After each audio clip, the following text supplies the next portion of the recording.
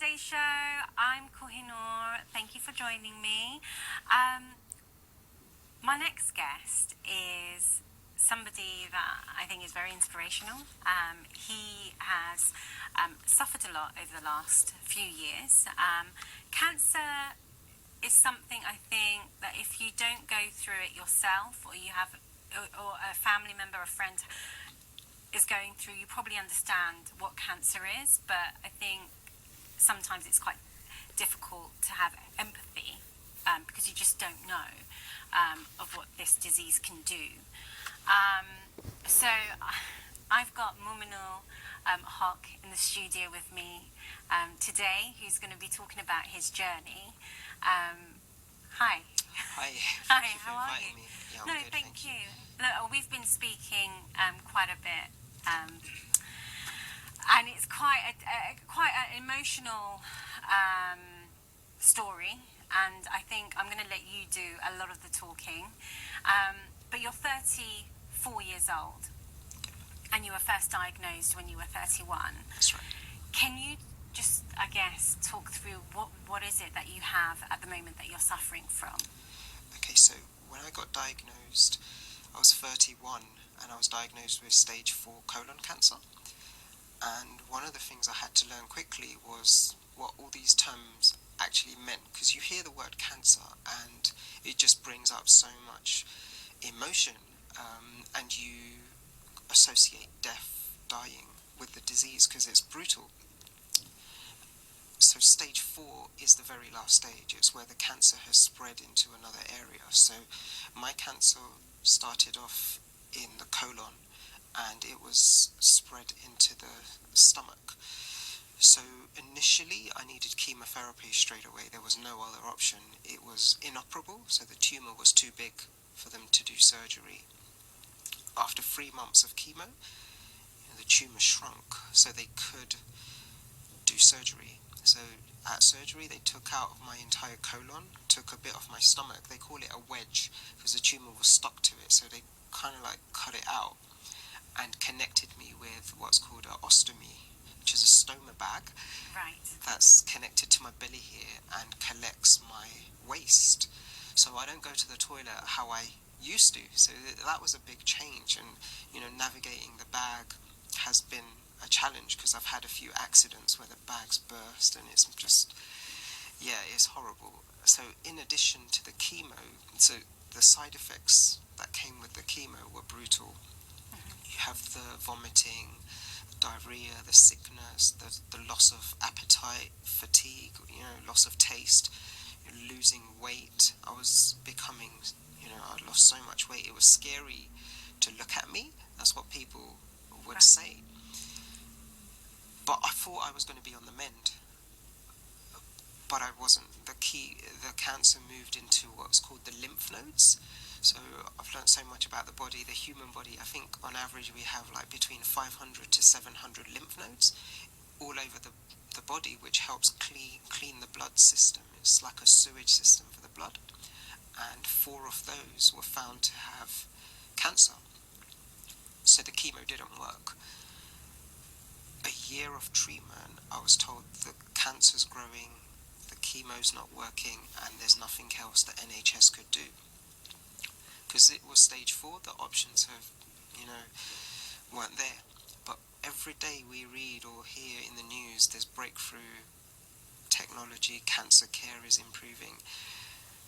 And one of those medications or modalities called immunotherapy, and I was a good candidate for it because I've got this condition, a genetic condition called Lynch syndrome, which is basically a missing gene in my body, which means the immune system doesn't work the way it was meant to.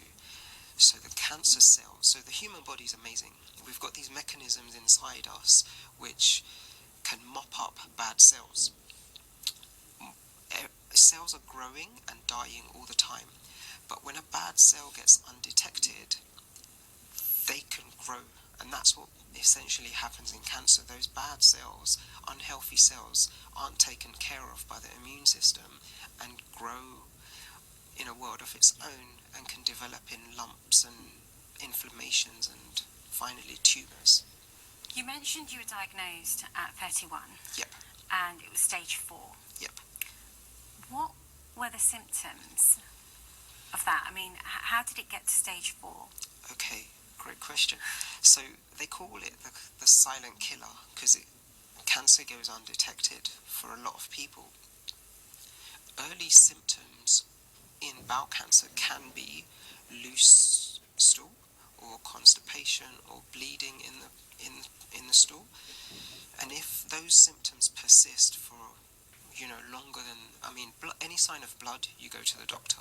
But if the constipation or the diarrhea persists for longer than what's normal, then that should go to the GP, and the GP, if they follow up, can send you through to tests. Now, I didn't have those symptoms towards when I got diagnosed. What I had was pain in my abdomen, and the pain was severe that the painkillers weren't working. They gave me originally paracetamol, then codeine, then cocodamol, then something called tramadol. Each level of painkiller was meant to work, but it didn't. So for me, it was pain that took me there, and then they did blood tests and found me to be anemic. Anemia in a 31-year-old, they said, was unusual because I was generally fit and healthy. But then they did the colonoscopy, where they put the cameras inside of me, and that's where they found that inflammation in my colon was too big. Right. And then a CT scan confirmed it was cancer. Right. Okay. So you're talking about the new treatment. Yep. And are you in the middle of taking that treatment, or? I am. So I get the treatment every 3 weeks. It takes 30 minutes to infuse into my body. And the way it works is where chemotherapy is designed to kill cells, good cells and bad cells. That's why the side effects are so severe, because your healthy cells are dying at the same time. Right. Well, the immunotherapy is designed to boost the immune system. There's something called the T cells.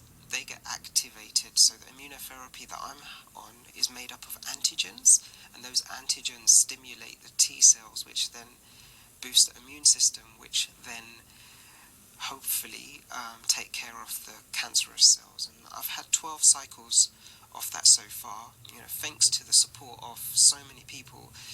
Many of your viewers, Channel S, helped me with the Biani Basa Cancer Hospital. So so many people have been part of my story, and I've had 3 scans since I've started, a scan every 4 cycles, and it's showing the tumours to be reducing in size, on an average 50% reduction in. And this treatment isn't available on the NHS? Not for my cancer, it's not, because it's, they started work on this drug in 2003, so it's relatively new in the science world. So it's been running for about a decade now, and it's going through the drug development phases, which needs to ordinarily go through 4 phases, where they check to see what doses work, what doesn't work, the side effects. And so currently it's in phase 3, but because it's seen so many incredible results in the clinical trials based with my biology, I'm a good fit. So my data has shown it to be in line with the research, where if someone's got certain makeup of cancer, so microsatellite instability, Lynch syndrome cancers, the drug works really well. And my studies, my data is showing the same trend. So the doctors are hopeful that I carry on with the medication at least a year, and then scan me after a year to see how I'm doing. I might need it a year and a half, I might need it 2 years. We just don't know. But at the moment, all the signs are showing good signs. That's incredible, and I'm really pleased. You're still raising money, I'm assuming, for this treatment as well. We are raising money still. Yeah. So far, we've raised close to 180,000. 180,000. And we've spent almost half of that already. So, I'm grateful for everyone who's participated in the campaign. My local councillors, my MP, your viewers, the community. So many mosques have invited me to talk. My family have been rallying around me. My friends, people I don't know get hold of my number and phone me. So, I'm just grateful and lucky. And people can get in touch with you via social media, can't they? They can. Thank you for coming in, and I hope you can come back and would love to. and let us know how you're doing. I'd like to see what this treatment does in a few months' time. And the viewers out there, you can get in touch with Kuhinoor via social media. He's involved in a lot of work within bowel cancer, and he's even setting up his own charity. So do look him up on social media, and I'm sure he'd welcome your support. So thank you very much for coming in.